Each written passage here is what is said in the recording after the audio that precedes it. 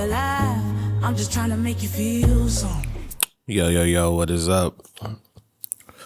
Welcome back to the sleepover. This will be a quick episode. I think it'll be a quick episode. I'm all packed. I'm getting ready to take off and head out to Chicago for the Hope on the Stage tour stop, as well as a meetup with Army at Fat Milk in Chicago, North Chicago. As I'm sitting here looking at the RSVPs, like we've hit over 200, and I think the RSVPs have only been up for about a week maybe. And considering the place that I picked location wise, I've sold myself short to a degree. It's gonna be packed in there, but I'm also happy to do it at the location that I chose. The location is called Fat Milk. It is a Vietnamese coffee shop founded by Lan Ho, who is a Vietnamese woman that I met 5-6 years ago or so. Maybe it's been a little while, or before the pandemic, I think. We met and we kept in touch. Met at a fellow artist loft. He does all kind of really dope pieces for all kind of NBA players, buy his work and stuff like that. Really cool artist. And we had some mutual friends, and we just kind of kept in touch, and I saw her journey. And when she got the coffee shop going, I'm not sure if it was a complete shop in the beginning, but I know that she also was on a competition called Food Stars that was put on by Gordon Ramsay, who's like my favorite chef. So that was pretty cool to see her on there. And it was a competition where people had like Shark Tank style, where people had like these different restaurant ideas and had these competitions and these different things like that. And she won. And so, I'm super proud of her to see her journey and see her growth. And I always thought, it would be a cool place to kind of like have a gathering of some sorts to, bring some foot traffic in and show my support. And also, an ideal place for us to all meet up and have a very chill, low expectation kind of meet up. So that's where we will be meeting up. You probably won't hear this episode until after, unless I like edit it on the plane, maybe. Man, but either way, you probably won't hear it until afterwards. I probably won't put it out until after I've gone and come back. But yeah, I wanted to talk about something today. Like, as I was sitting here thinking about how I sold myself a little short, I thought maybe we would get 40 to 50 RSVPs, being that it's Chicago. I'm not from here. I'm not familiar with the city. And, I also see that it's snowing potentially on Sunday now, which also makes me a little nervous about who's going to show up or if people are going to be able to make it. Hopefully some of you guys come, like even if it's like 10 to 20 of you guys, it's just more one-on-one time that we can have and talk, and, you can ask questions and things like that. I get a little nervous about these things, not because of like you guys or anything like that. And I'm not like socially awkward. I don't worry about those kind of things. It's just like, sometimes it's like, I know what I do is important to people, and people tell me all the time how, my songs have helped them get through tough times, and, they love my ability to make music and things like that. And I'm very, grateful and appreciative of that. But sometimes, like, I don't know if my brain like really connects to like people wanting to make like the personal connections and meetups, and people want to bring gifts and like all these different things. And it's a really good feeling. And don't get me wrong, it's just something that I like grapple with, because I don't see myself as like this like celebrity or like public figure and things like that. And so yeah, this is all, I went into music as a music producer because I wanted to be in the background. So me being like more in the forefront has just been an evolution of me, for one, taking my career into my own hands. I was in a bit of a dog fight for my freedom in this industry, tied up in a deal that I had a hard time getting out of. But, I'm completely free of that now, and, I'm doing things a little differently this go around, and this is all part of it, so it's just something that I'm just not grappling with. I'm just processing it in real time, and also just you know, what's the best way to say this? Like me, myself, and majority of my friends, like we are, you know, I think I have some of the most kind-hearted and good people in my life, like my lifelong friends. And I also know at the same time, like where we come from, it's a little bit of a different space than like the reason why most of you all know me for, right? And which is, BTS is very clean cut, and we are from the other side of the the other side of the railroad tracks, so to speak. Completely different, upbringings, and we are definitely, rough around the edges, and proudly rough around the edges. So I'm not saying this in a way where I'm embarrassed or anything like that. We speak a certain way, we speak a certain lingo, we use language that is not normal for everybody. It might be uncomfortable for people at sometimes. You hear it in rap music all the time. You know exactly what I'm talking about. That's dialect. It's cultural dialect. That's how we speak to each other. It's tribal. It's just who we are. And we're very proud of who we are. We've all turned out to be very, very good young men in our communities and with our families and things like that. But I do think about these things. These things cross my mind, when I'm having like some of my boys come with me on like these trips, and also too, just I know who I am, and I know I'm very genuine, and I know that is, if you can feel it in the content, I feel like it comes across 100 times more in person.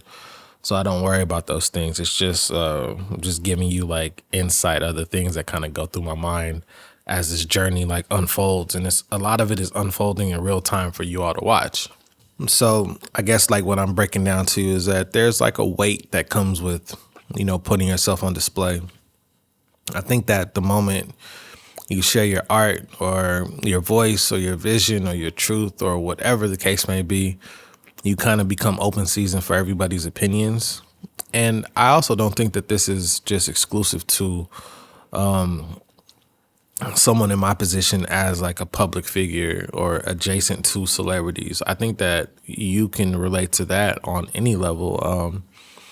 Sometimes you might be scared to share your idea because you feel like, someone close to you might shoot it down or tell you it's a bad idea, or, they start inserting their opinions, and all you wanted to do was express yourself. So I know you can relate to that. So,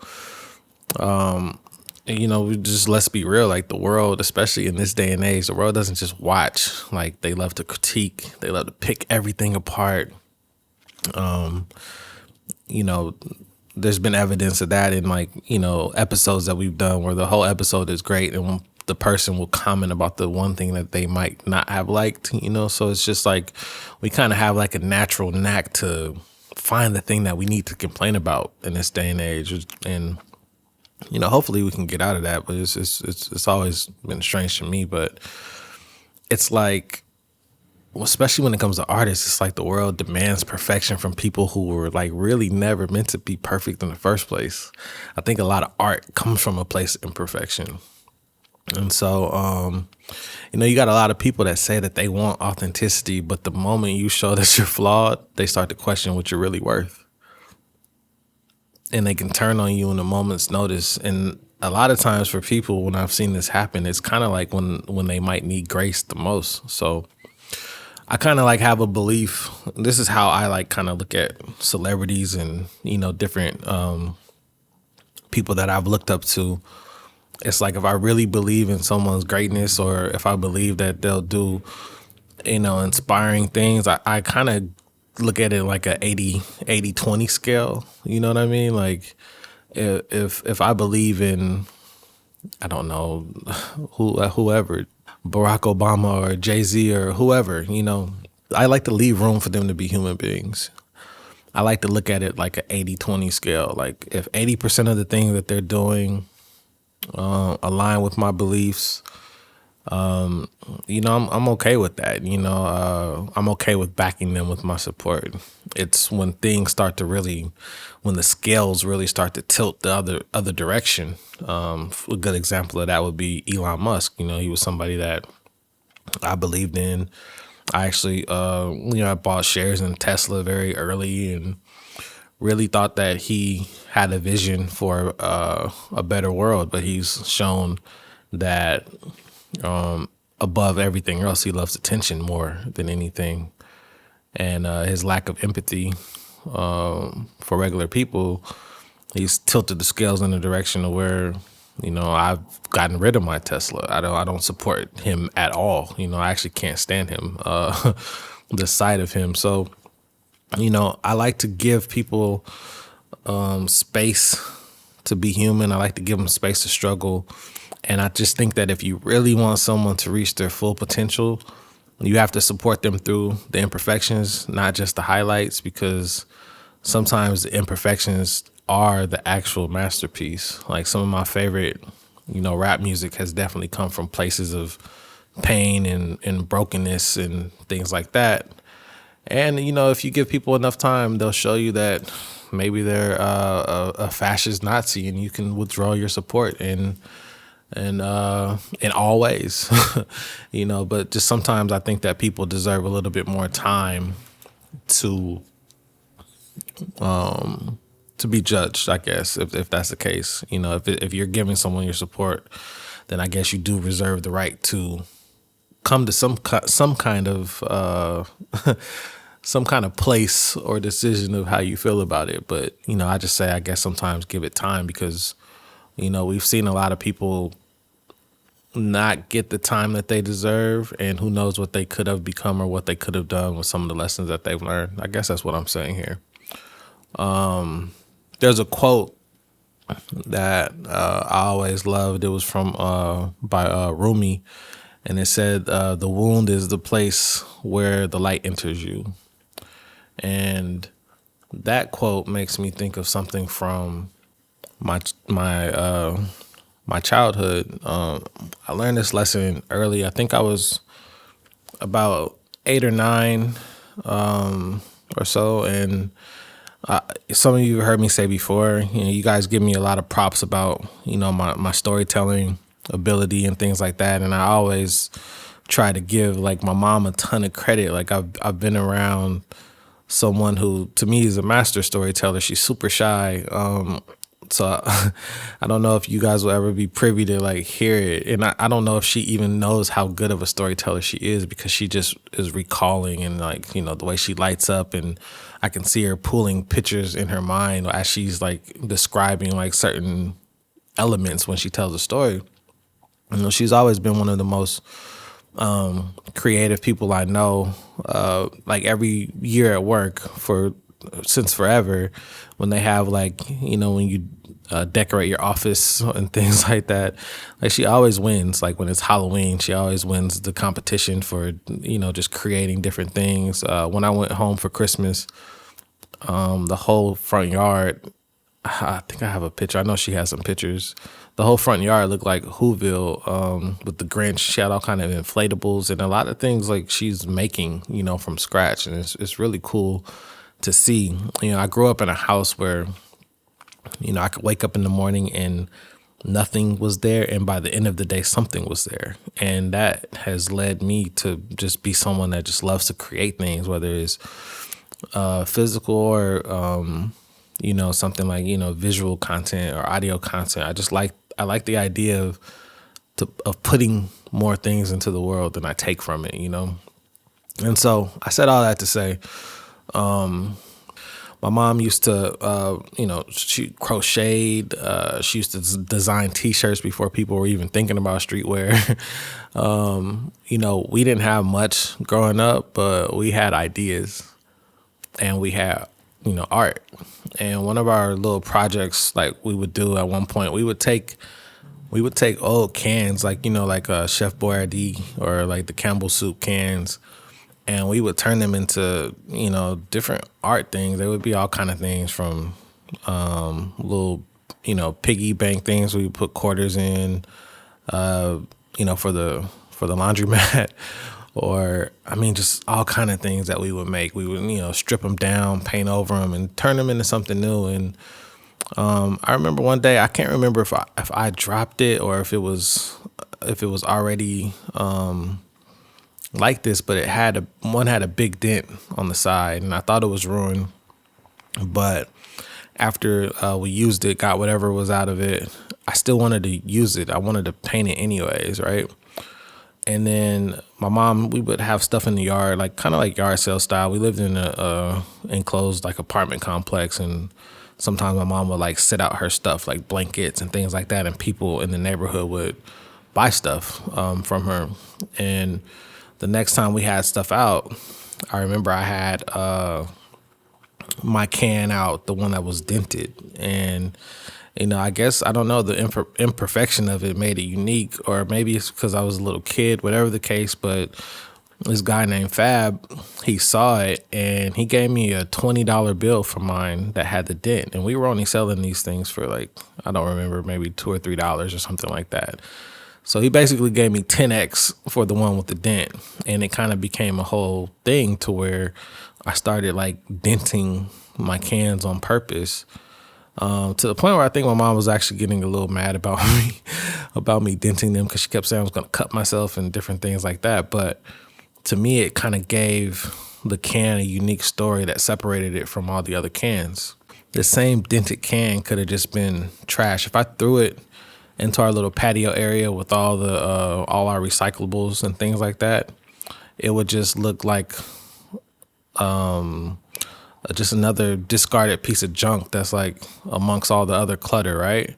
But when I put it on display, it becomes an art piece. When I put it behind glass or under the right lighting with the right framing, it becomes art.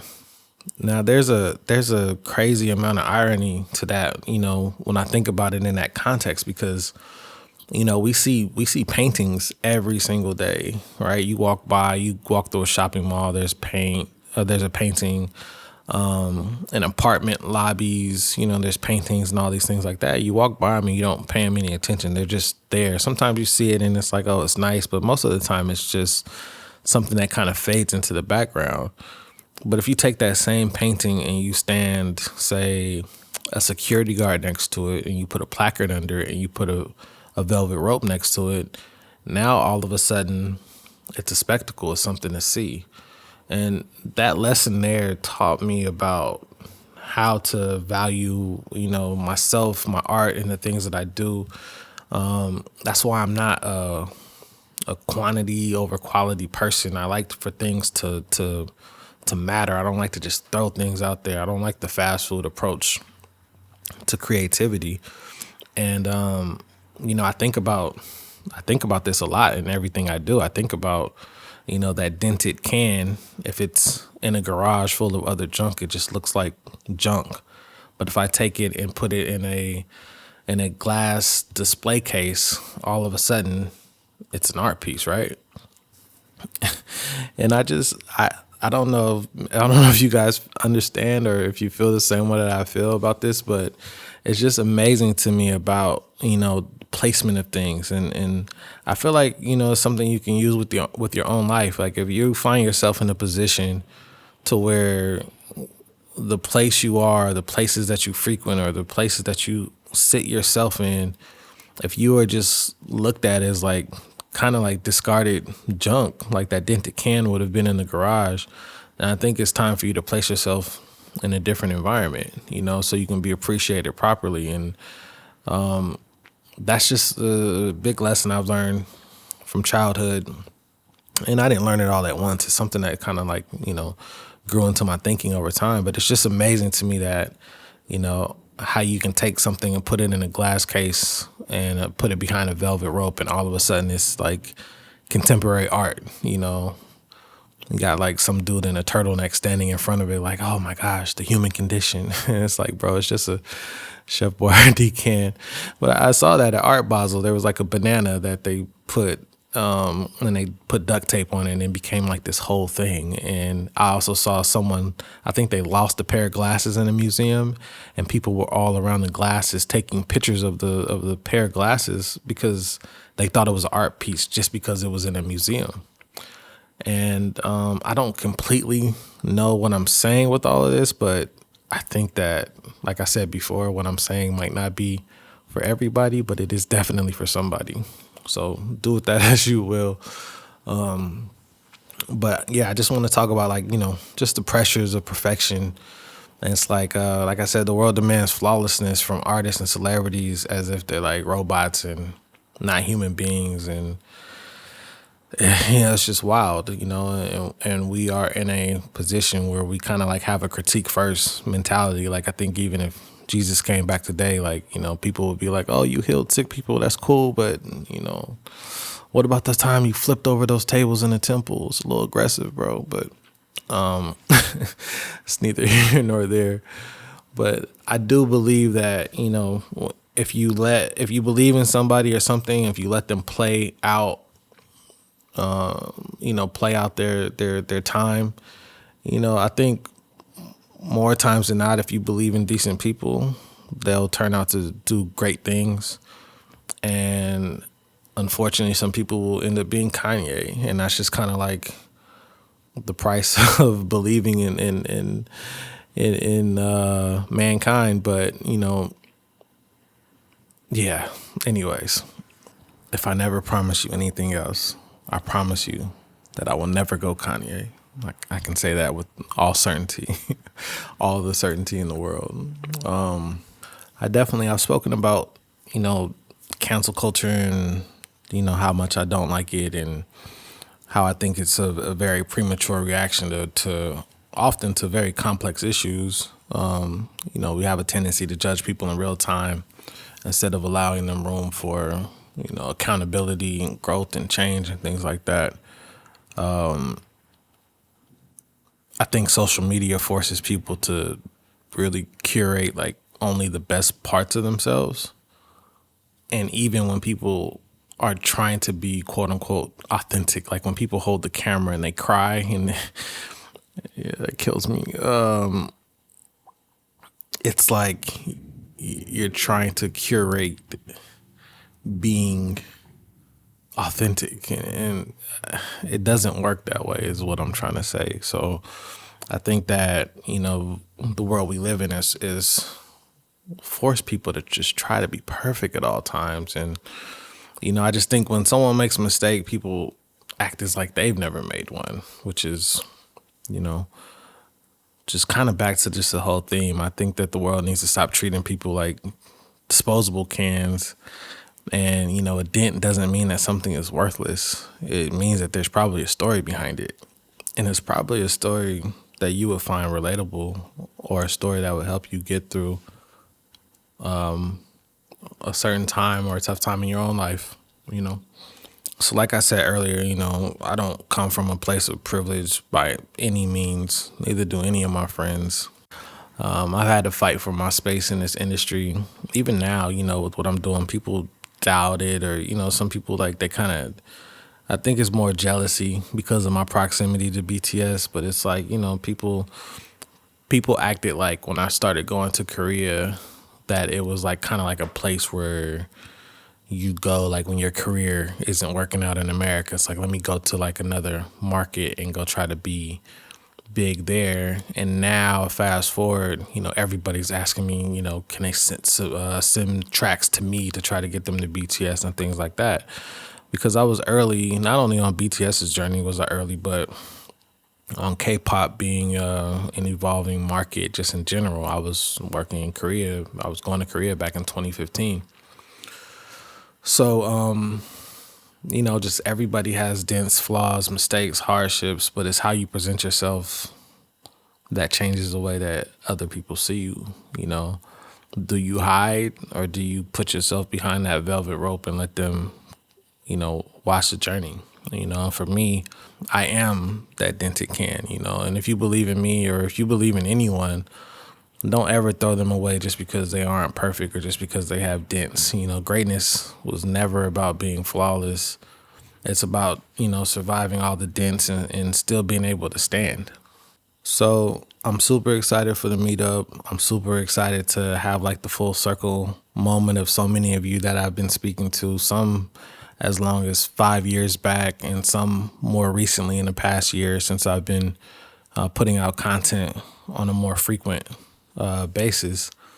Looking forward to meeting you, asking you where you're from, letting the connection happen naturally in my brain because I do have pretty good recall and I will recognize some of you. And, just shaking your hands and giving you hugs and letting you know how much I appreciate you all and how much I also support you all, for supporting me. And I just want you to understand that you got multiple choices in life, but you really got two choices in life. You can let people define you by your dents and flaws, or you can take those same flaws, you throw them in a glass case and you let people admire the journey. Just make sure they pay admission. I think back to that $20 bill that Fab gave me for that first dented can quite often. I guess maybe what I want somebody listening to take most from that is if people would pay, $20 for this dented can because I had it on display. Just imagine what they would pay for a dented person. Don't let your dent hold you back from being great.